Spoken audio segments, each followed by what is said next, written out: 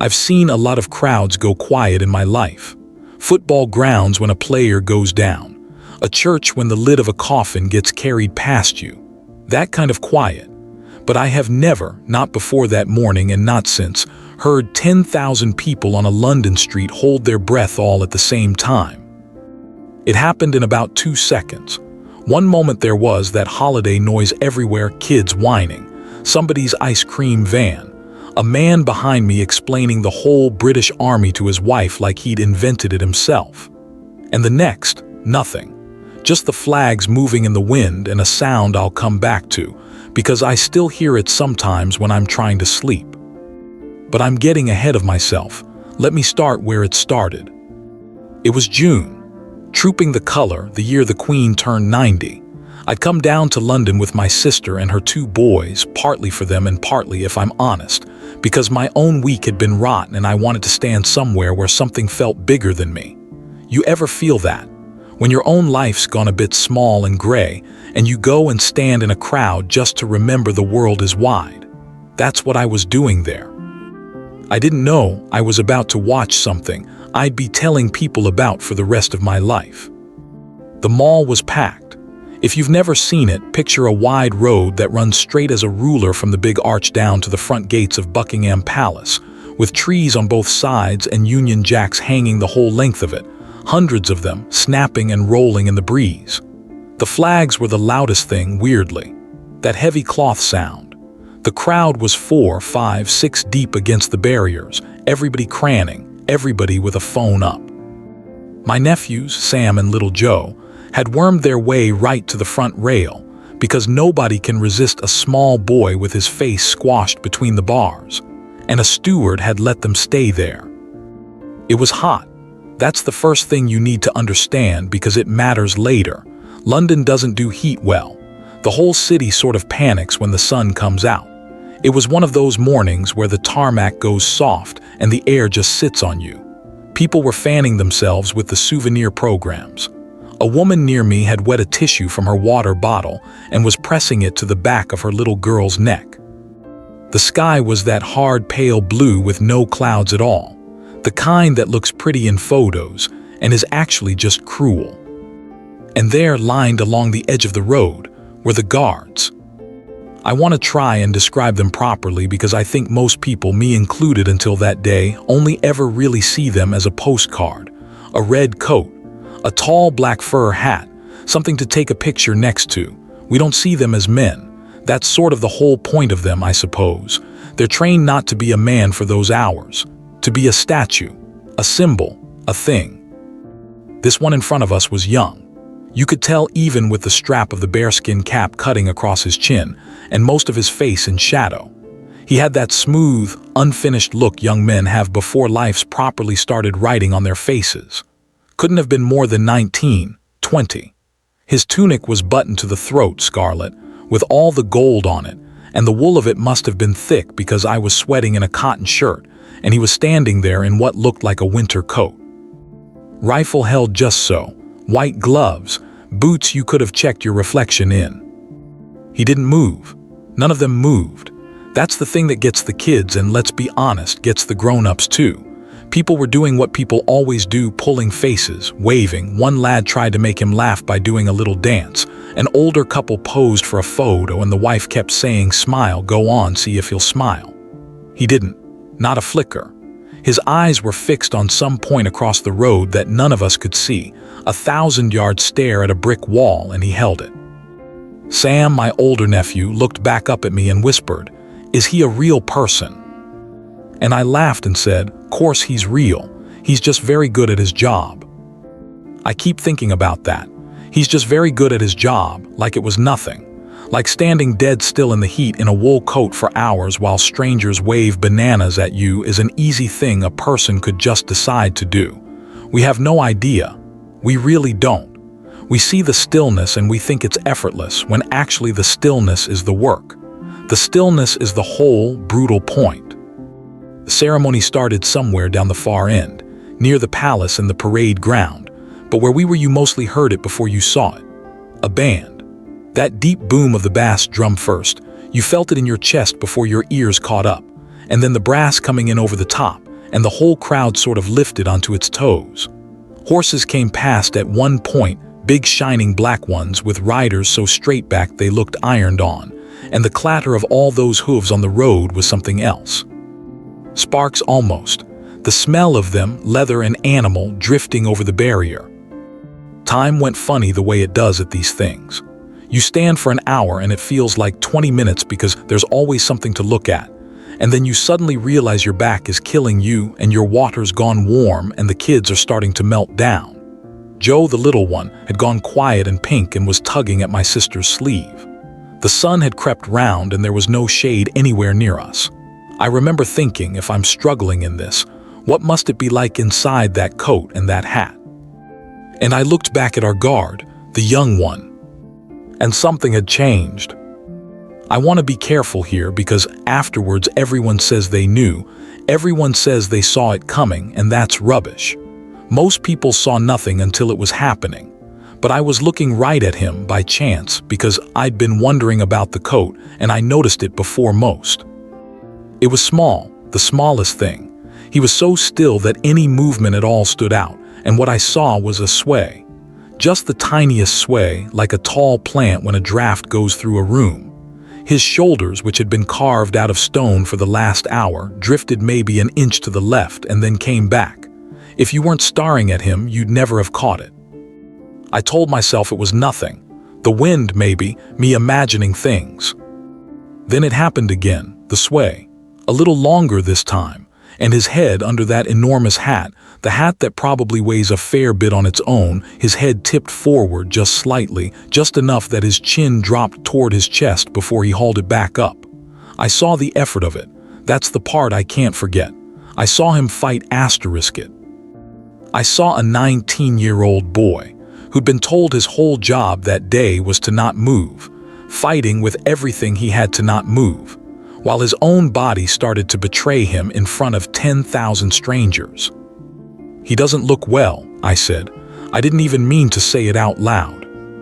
The man next to me, the army expert, said, "They're fine, they train for this, happens all the time. They just lock their knees and then he stopped, because he'd looked too, and even he could see it now. Because the guard had started to breathe wrong. You couldn't hear it from where we were, but you could see it. His chest was going too fast under that scarlet wool. Quick, shallow lifts. And there was a sheen on what you could see of his face, more than sweat, a kind of gray shine, and his color had gone. That young pink had drained right out of him. He looked like a photograph of himself that had been left in the sun too long. A woman further along had noticed too, and I heard her say to her husband, "Should somebody tell someone?" And her husband said what we all think in those moments, the most useless sentence in the English language. "I'm sure it's fine." It wasn't fine. I'd love to tell you I did something brave. I didn't. I did what everyone did. I stood there with my hand on Sam's shoulder and I watched, because there's a barrier between you and them, an actual physical fence, and a much bigger invisible one, the one that says they are the show and you are the audience, and you do not cross over. You don't touch them. You don't talk to them, not really. You certainly don't climb a railing and go to one. It's drummed into you the second you arrive. And so we all just watched a boy struggle, and we trusted the system to catch him. The way you trust a lifeguard. The way you trust that someone, somewhere, must be in charge. His sway got worse. There was a rhythm to it now, a slow loosening, like a building settling before it goes. His knees, I remember his knees, because the army man had just been talking about them. His knees did a thing where they softened and caught, softened and caught. He was holding the rifle still. Even then, even falling apart, the rifle stayed where it was meant to be, gripped in that white glove, the discipline holding on in his hands long after it had let go of the rest of him. And then a kid somewhere shouted, "He's going to faint." Just a kid. High little voice, cutting clean through all the band noise and the flags. And that was the moment the crowd turned. You could feel it move through everyone like a current. 100 heads swinging the same way, the phones lifting higher, that horrible human instinct to record before we help. He went. Not like in films. Films do it wrong. They have people crumple all soft and slow into someone's arms. This wasn't that. He went straight like a tree, like the flagpoles all around us, no bend in him at all. One second he was a soldier and the next he was just gone backward and sideways, the bearskin hat coming off and rolling, the rifle clattering down with him onto the hard road. The sound of it. That's the sound I told you I still hear. Not a scream, not a thud even, but a kind of flat, final clatter of a man and his weapon hitting tarmac at the same time. Metal and bone in front of everyone, under that pale, cruel sky. And then the silence, the one I started with, 10,000 people, and not one of them made a noise. My sister had spun the boys away from the rail without even thinking, the way mums do, got their faces against her so they wouldn't see. But Sam had already seen, and I felt him go rigid under my hand. For a second, and it was only a second, but it stretched out like an hour. Nobody moved on either side of the barrier. The guard lay there on the road, still wearing the coat. The hat a few feet from his head on its side, that great dome of fur looking suddenly small and stupid and sad lying in the gutter. One of his white gloves had come half off. His eyes were closed. And the awful thing, the thing that made the woman next to me start to cry, was how young he looked lying down. With the hat off and the stare gone and his face slack, he wasn't a symbol or a statue or a postcard anymore. He was just somebody's son, flat on his back on a hot road while strangers filmed him. I keep coming back to that. We'd spent the whole morning trying to make him human, pull a face, get a smile, prove there's a person in there. And the second we got our wish, the second the person finally broke through the soldier, none of us knew what to do with it. We'd wanted him to be real. We just hadn't wanted it to look like that. "Why isn't anyone helping him?" Sam said into my sister's arm, muffled, and his voice cracked on it. "Why's everyone just looking?" I didn't have an answer. I still don't fully. There's something in us in a crowd that freezes. We wait. We wait for the person in charge to appear, the one whose job it is, because surely it's somebody's job and surely it isn't ours. And the longer everyone waits, the harder it is for any one person to be the first to break. Down the line, a steward was fumbling at his radio. Somewhere a whistle went. The band, far off and oblivious, kept playing. That's another thing the films get wrong. The music doesn't stop. The music never stops. The ceremony is bigger than any one man in it, and it just rolls on over the top of him like water over a stone. And then there was movement. Not from us. Not from the stewards, not yet, not the medics who I now know were already running, but were still a long way down that enormous road. The movement came from the line itself, from the other guards. There were more of them, of course, spaced out along the edge, each one a statue same as he'd been. And I'd assumed, I think we all had, that when one of them went down, the nearest ones would break formation and rush to him. That's what you do. That's what any normal person would do if the man beside them dropped. You'd drop your rifle and you'd kneel down and you'd hold his head and shout for help. They didn't.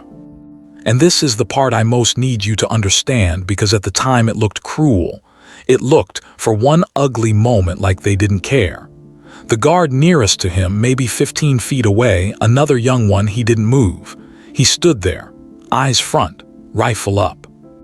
While his mate lay unconscious on the road in front of a crowd of thousands, he held his position, and he held that 1,000-yard stare, and a single line of sweat ran down the side of his face, and he did not so much as turn his head. The woman who'd been crying said it out loud, what we were all thinking. Why won't they help him? What is wrong with them? And the army man beside me, and I'll forgive him everything else he said that day for this, the army man said, very quietly, not showing off anymore, "They're not allowed. Not yet. They hold the line. It's not them that comes for him. There's an order to it. You'll see." I didn't understand. I didn't see, not yet. All I could see was a boy on the ground and other boys a few feet away made of stone, and it seemed to me the most heartless thing I had ever watched. I was wrong about that. I was about to be very, very wrong about that. Because then the one on the ground, the one we'd all written off, The one half the crowd had their cameras trained on the way you'd film a car crash. The one on the ground moved. Just a hand at first, the gloved one. The fingers found the road and pressed flat against it, and a sort of moan went up from the crowd, relief and horror mixed, the sound you make when someone you'd given up on takes a breath. He pressed his hand to the tarmac, and he started by himself with no one allowed to touch him to try to get up. I'll stop there for a moment because I want to do this part properly and I keep rushing it, and you can't rush this part. This is the part that changed how I think about people, about what we're capable of when everything in us is screaming to just stay down. He didn't know we were watching, I'm sure of that. Wherever he'd gone when he went down, he hadn't come all the way back yet. He couldn't have known there were thousands of phones on him, that he'd be a clip by lunchtime, that strangers all over the world would watch this in bed that night. He had no audience in his head. He just had one single instruction, buried so deep in him that it had survived the place his mind had gone. And that instruction was older and stronger than fear and stronger than pain and stronger, even, than blacking out. Get up, hold your post, get up. His arm shook. You could see it shake from where I stood, the whole length of his arm trembling with the weight of him as he tried to push the road away. He got a few inches, and then his elbow gave and he came back down, his cheek against the tarmac, and the crowd groaned again, and I heard myself say, "Stay down, son, just stay down, it's all right," as if he could hear me, as if any of us had the right to tell him anything. He didn't stay down. He got the gloved hand under himself again, and the other one, and the guard 15 feet away still didn't move, still held his stare, but I swear, and people argue with me about this, they say I imagined it, I swear I saw that second guard's jaw tight, just once. Like every cell in him wanted to run to his friend, and the only thing in the entire world stopping him was the order, the line, the thing the army man said we'd understand soon, and he was holding it. He was holding the line asterisk for the boy on the ground, so that when the boy stood back up, there'd still be a line for him to stand back up into asterisk. I didn't know that yet. I'm telling you what I worked out later, lying awake. What I knew in the moment was just this: a boy who should not have been able to move was moving, slowly, terribly, alone, on a hot road in front of the whole world. And not one of us, not the stewards, not the medics still pounding down that endless stretch of tarmac, not the hundreds of us pressed against the barrier with our useless hands and our pointing phones, not one of us was allowed to reach him. He had to do it himself. That was the deal nobody had told us about. That was the rule that had looked so cruel a minute before. He had to rise alone. And little Joe, who'd squirmed his face back round despite my sister, little Joe, who was 4 years old and understood none of it and all of it at the same time, said the thing that undid the woman next to me completely, said it in that flat, clear way small children say true things. He's so brave. He doesn't even know we're watching, and he's still being brave. I had to look away from the road then. I'll be honest with you. A grown man, and I had to look at the flags for a second and get hold of myself, because my 4-year-old nephew had just said the truest thing about courage I'd ever heard, and the boy in red was still trying to stand, and the band hadn't stopped. And the sky was still that hard pale blue, and I had the strangest feeling I'd remember this exact moment until the day I die. I was right about that one at least. He got to one knee. And the crowd, 10,000 of us, started, very quietly at first, to do something I never expected. I'll tell you what it was, but that's the next part. I told you the crowd started to do something, and that I never expected it. It was clapping, but not the kind you're picturing. Not the big roar you get at a match when someone scores, all whistles and arms in the air. This was the opposite of that. It started somewhere off to my right, just a few pairs of hands, slow and soft, almost shy, like people weren't sure they were allowed. A polite English sort of clap at first, the kind you'd give at the end of a school play. And then more hands found it, and more. And it spread down the barrier in both directions like a wave going out. And as it spread, it changed. It slowed down. It got deeper. It got asterisk together, until 10,000 people were clapping in one slow rhythm, not for a show, not because anything had finished, but because a boy on the road was trying to stand up, and we had finally found the one thing we were allowed to do. We couldn't touch him, we couldn't reach him. The rule said he had to rise alone, so we gave him the only thing the rule left us. We gave him the sound of it, a slow, steady beat of thousands of hands, like a heartbeat the size of a street saying, "Come on. Come on, son. We're here. Come on." I don't know if he heard it the way I heard it. I'll never know what reached him down where he was, but I want to believe it did. I want to believe that somewhere in the gray fog he'd fallen into, there was this sound coming from above him, this huge, patient pulse, and that some animal part of him understood it meant people. People want me up. People are waiting. Because right when the clapping found its rhythm, he found something too. He got the other knee under him. You have to understand how hard this was.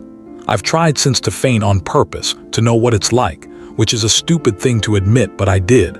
I held my breath and stood up too fast in a hot room just to feel a tiny piece of it.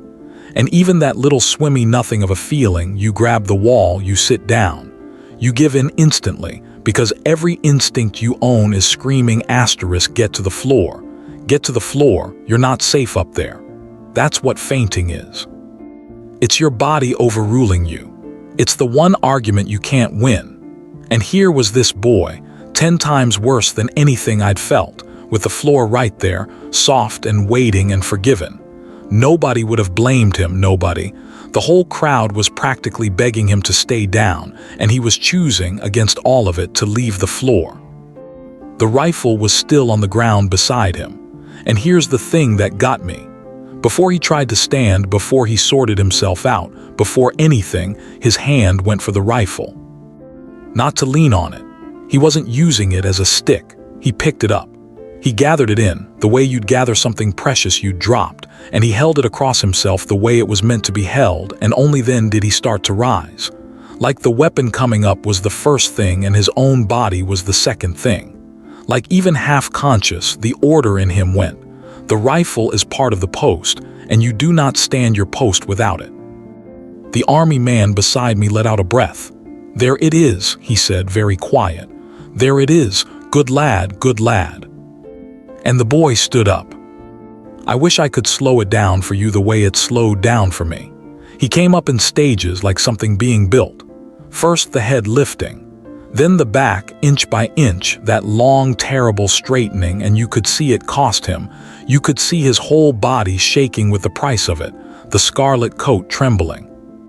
Halfway up he wobbled badly, a real lurch, and the whole crowd's clapping caught in its throat for a second. I felt the woman next to me grab my arm, a total stranger, just grabbed my arm and held it, and he found it again. He locked it down, and he kept coming up. And then he was standing. Swaying, white as paper, the sweat running off him, his hat still lying in the gutter 10 feet away and his hair flat and dark with it, but standing, on his own 2 feet, rifle held correct, on the spot where he'd fallen. He'd been flat on his back on a public road in front of the world, out cold, and he had got himself back up to the exact place he was supposed to be, and he had picked his weapon back up on the way, and he had done every bit of it alone, because that was the deal, because no one was allowed to give him a single hand. The clapping broke. It just broke open into a proper cheer, a roar, the held-back English politeness gone all at once, people shouting, a few of them with tears running straight down their faces and not bothering to wipe them. Sam was jumping. My sister had her hand over her mouth. Little Joe was clapping his small hands as hard as he could and shouting, "He did it, he did it, he did it," at the top of his voice. And the boy in red did not react to any of it. That's what I keep telling people and they don't quite believe me. He'd just done this enormous thing, this thing 10,000 strangers were screaming about, and he gave us nothing. Not a nod, not a glance. He found his stare again, that 1,000-yard fix on the wall across the road, and his face went back to stone, and his chest was still heaving and his color was still gone, and you could see the standing was costing him everything. But the soldier had come back over the boy like a tide coming in over sand, and the boy disappeared under it, and there he was. A statue again. As if nothing had happened. As if he hadn't, 90 seconds ago, been lying unconscious in the road. I have never respected anyone more in my life than I respected him in that moment, and I didn't even know his name. Now the medics. I've been wrong about everything, and the army man had been right, and this is where I understood it. Because here's what would happen in any normal place. A man drops and the people nearest him pile in. His mates, the crowd, whoever's closest. That's instinct. That's good and human and right mostly. But it's also chaos.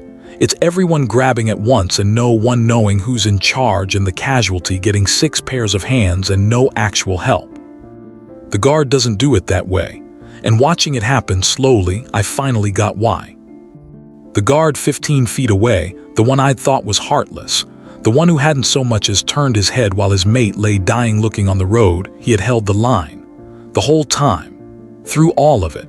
And by holding it by asterisk not asterisk breaking and running over, he'd kept the formation intact. He'd kept the post manned.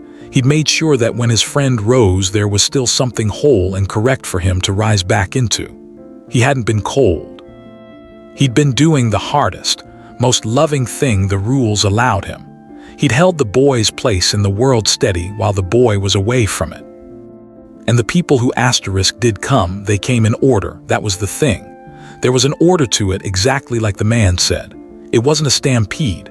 Down the road from the proper direction, the proper people were moving, and when they reached him it was calm. Unhurried almost, though I'm sure their hearts were going. A senior man, older, more braid on him, you could tell rank just by how the others angled toward him, came up beside the boy and spoke to him. Quietly, right close to his ear.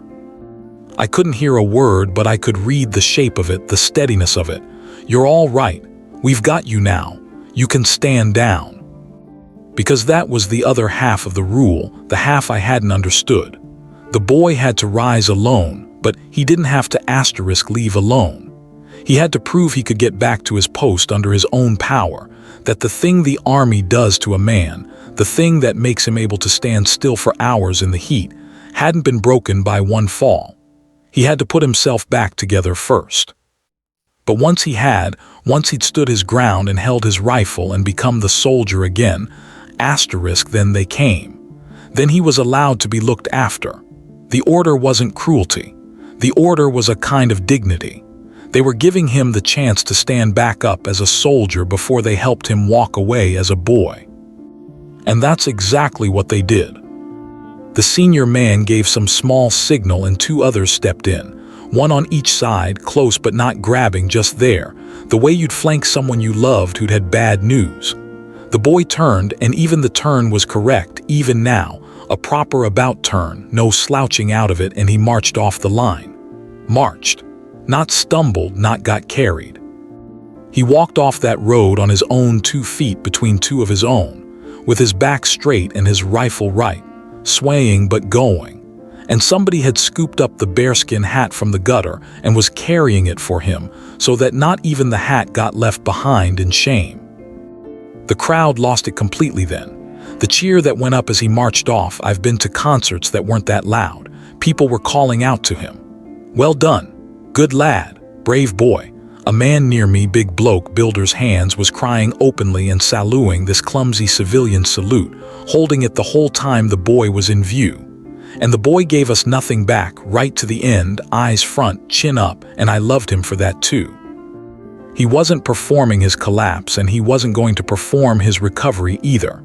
He just took himself off the stage the same way he'd held it, like it was the job, because it was the job. And then he was gone, in among the buildings and the other uniforms, and the road where he'd fallen was just road again. A wet patch where they'd later splash some water, nothing to show for any of it. The band, of course, had never stopped, not for a second. It was still going somewhere down by the palace, that big golden noise rolling up the mall over the top of everything, the way it had rolled over the top of him while he lay there. And I remember thinking, that's the whole thing, isn't it? That's the whole terrible, beautiful thing about it. The ceremony is bigger than any one man in it. It does not stop for you. The Queen's 90, the flags are out. The world is watching, and the machine of it just keeps grinding on.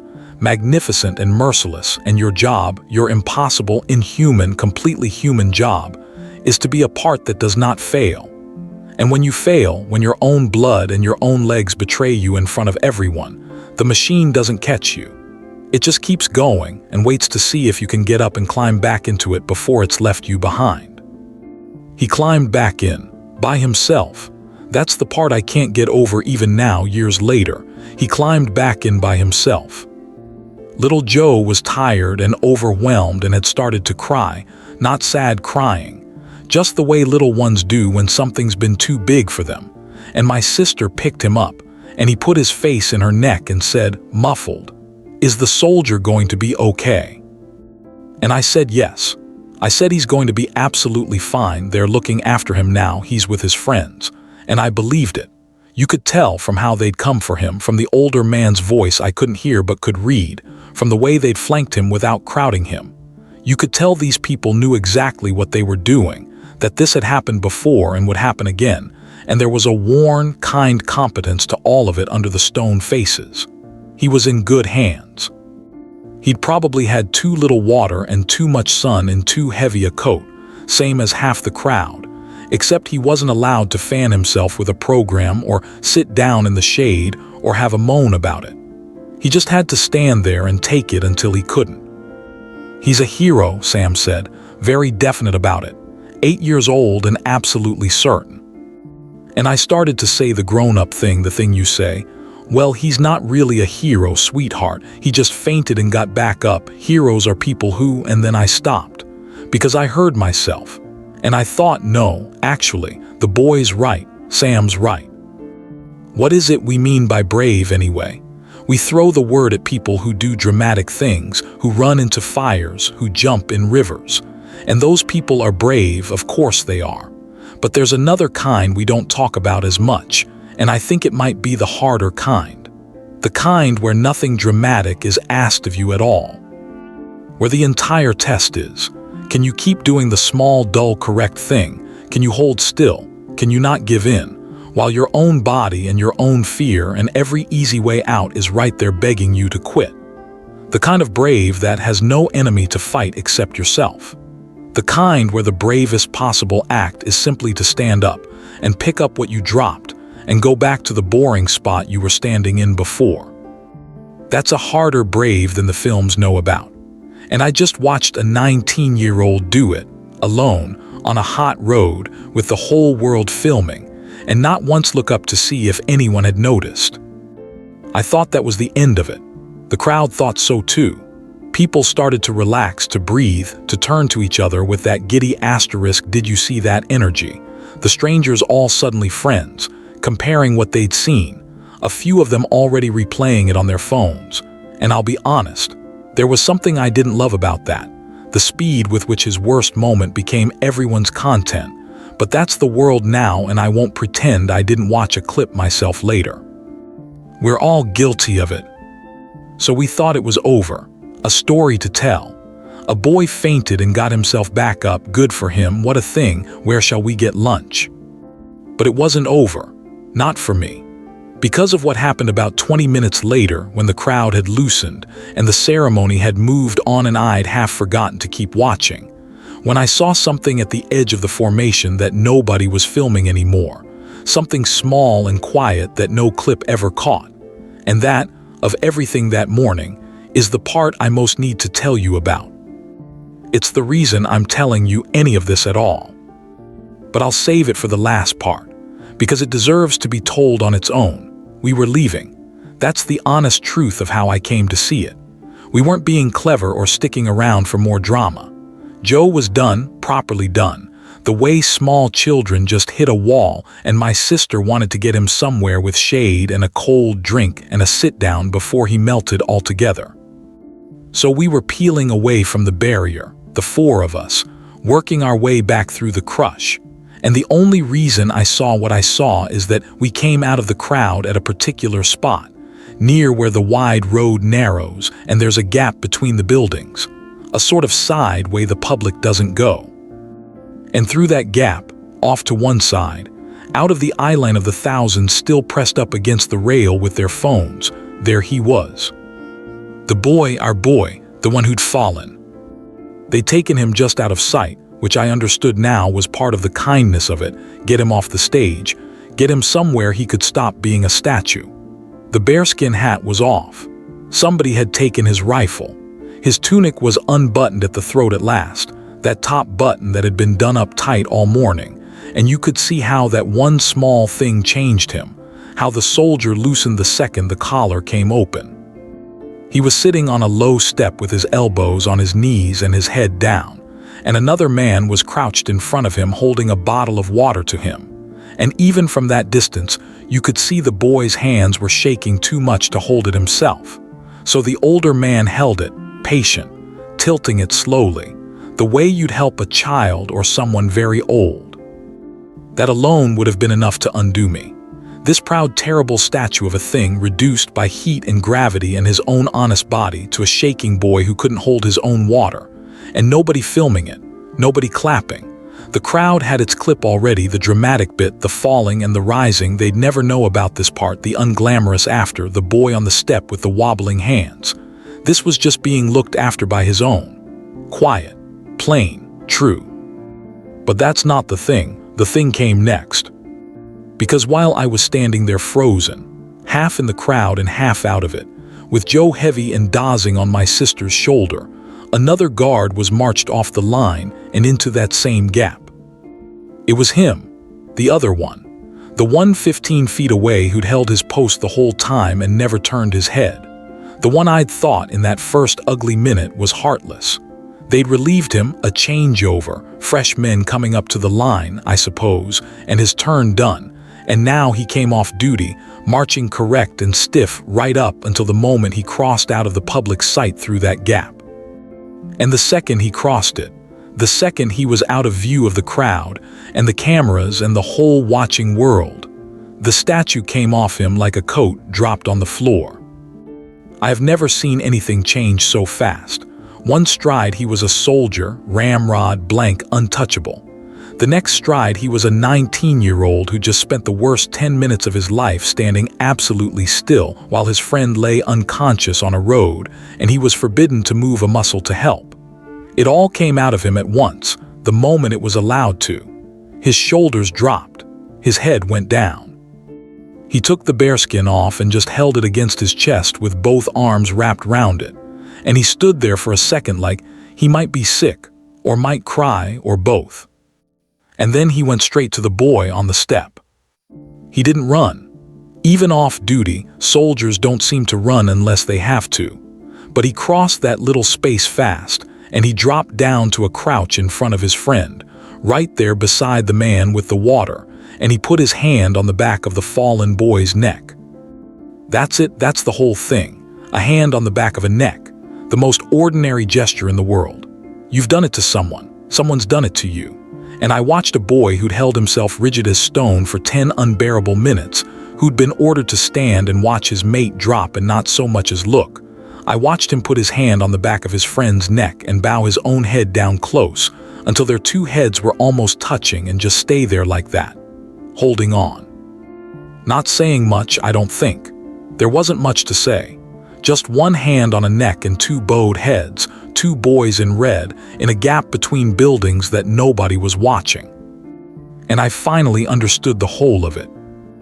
I'd been so caught up in the one who fell, the drama of him, the falling and the rising, the rifle, the standing alone, and don't get me wrong, that was real, that was a thing of beauty. I meant every word I said about it. But I'd missed the other one almost completely. I'd written him off as cold in the first 60 seconds and then more or less forgotten about him in all the noise. And he might have been the braver of the two. Think about it. The boy who fell, he didn't choose any of it. His body took him out of the fight, he just had to find his way back. That's its own kind of courage, the rising.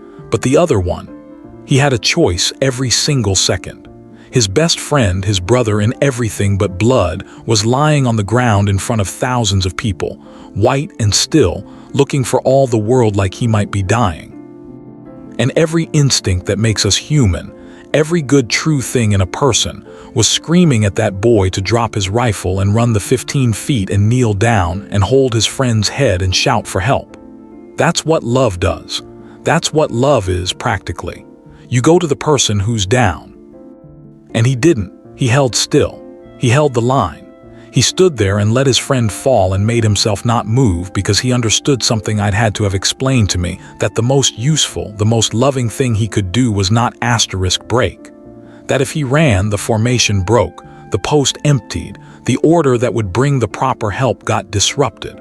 That the best way to love his friend in that moment was to be a statue for him, to hold his place steady, to trust the system and stay when every cell in his body wanted to go. That's not coldness. That is one of the hardest things a human being can ask of itself. To love someone and to prove it by holding perfectly, agonizingly still. The one who fell rose alone because he had to. The one who stayed held the line alone because he chose to. And only now, off duty, out of sight, was he finally allowed to be what he'd been the whole time underneath, terrified and tender. And 19. With his hand on his friend's neck and his face hidden against his friend's shoulder, letting go of all of it at last where no one could see. Except I saw. By pure accident, leaving early with a sleepy child, I saw the part that wasn't for us. And I've never told it the way I'm telling it now because how do you explain it? It's not a clip. There's no clip of it. There's nothing dramatic in it at all. 2 boys and a step and a bottle of water and a hand on a neck. If you'd filmed it, it would look like nothing. It would get no views. And it was the most moving thing I saw in my entire life. I turned away. It felt wrong to keep looking. Some things aren't ours to watch, even when we stumble onto them, and that one belonged to the 2 of them and to nobody else. I shifted Joe higher on my shoulder. He'd properly fallen asleep by then, dead weight, that lovely heavy trust little kids have, and I steered us back into the crowd and away. We found a cafe a few streets back. One of those overpriced London ones where a sandwich costs what a meal should. I didn't care. We sat the boys down with cold drinks and I got the color back in Joe's cheeks with a lemonade and we just breathed for a bit, all of us, in the cool of the place, the noise of the mall muffled now to a far-off hum. Sam couldn't stop talking about it. 8-year-olds don't process things quietly. He went over it, and then he just fell, and then everyone went really quiet, and then he picked up his gun first before he even stood up. Did you see that? He got the gun first. And each time he got to the part where the boy stood up, he'd do this thing with his fists, this little clench, like he was lifting the boy up himself. Why didn't the other one help him, though? Sam asked, eventually, frowning into his drink. It had been bothering him. The one next to him. If it was me and my friend fell over, I'd help him. I wouldn't just stand there. And I had to think about how to say it to an 8-year-old. How to put the whole thing into words he could carry.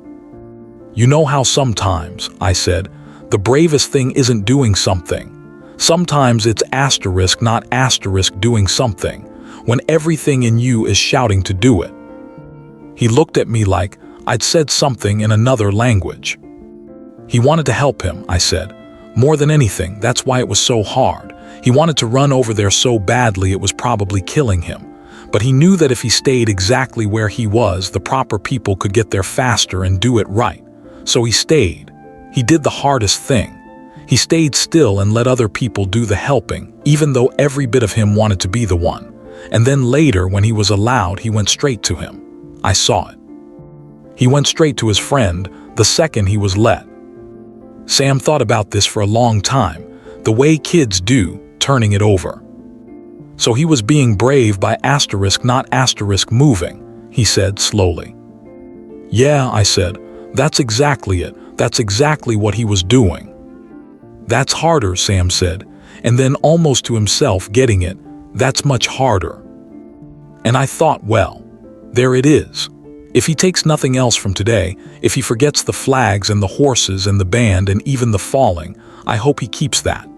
Because I'm 40-odd years old and it took a 19-year-old in a fur hat to teach it to me properly, in a way I felt in my chest. That there's a bravery in the doing, and there's a bravery in the holding. and the second one is quieter and harder and almost nobody claps for it. I think about both of those boys more than you'd expect. For two strangers I watched for 15 minutes and never spoke to and couldn't pick out of a crowd today. I don't know their names. I don't know where they're from or where they ended up or whether they're even still soldiers. The one who fell is probably mortified to this day that it's online, that it's a clip, that strangers know him as the guard who fainted. I hope if he ever reads anything like this, that someone tells him what it actually looked like from where we stood. Because from where we stood, it wasn't a man who fainted. It was a man who got back up. There's a difference, and it's the whole difference in the world, and a clip can't hold it. And the other one, the one with the hand on the neck, I hope someone tells him too that he didn't fail his friend by staying still. That the staying still was the love. That somebody in the crowd saw the part that wasn't for the crowd and has never once gotten over it. People ask me when I tell this what the lesson is. Like there has to be one tidy thing you carry away. And I never quite know what to say because it isn't tidy. But if you pushed me, I think it's this.